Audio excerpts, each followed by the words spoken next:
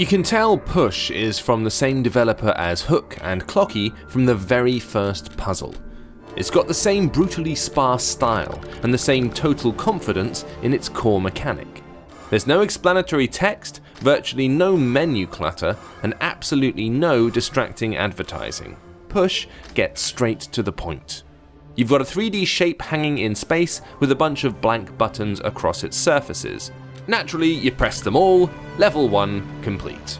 From this bracingly transparent beginning, Push starts to introduce numerous variations and mutations, all containing their own immediately graspable internal logic. You're introduced to the concept of pushing buttons in sequence, those with 1 dot go first, 2 dots second, and so on. Buttons with dashes instead of dots you find work in reverse order. Pretty soon you'll encounter coloured buttons that rotate the 3D puzzles themselves.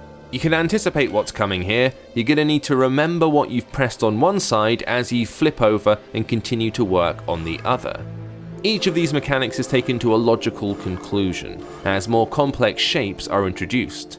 Advanced mechanics start to creep in, like linked shapes in parallel dimensions, crude robotic cubes that must be remote controlled in order to press the buttons, and more. Through all of this, all you're really doing is what you did in that very first level, pressing all the buttons on a floating shape. The gameplay can feel a little bit like busy work at times. There's a feeling of jumping through hoops and following a procedure that's only increased by the game's clinical presentation. You can almost imagine a boffin in a lab coat stood over your shoulder taking notes. But importantly, that doesn't stop the game being very satisfying or any less clever. Push is another super smart, relentlessly honed minimalist puzzler from a developer who's pretty much turned this exact format into an art form.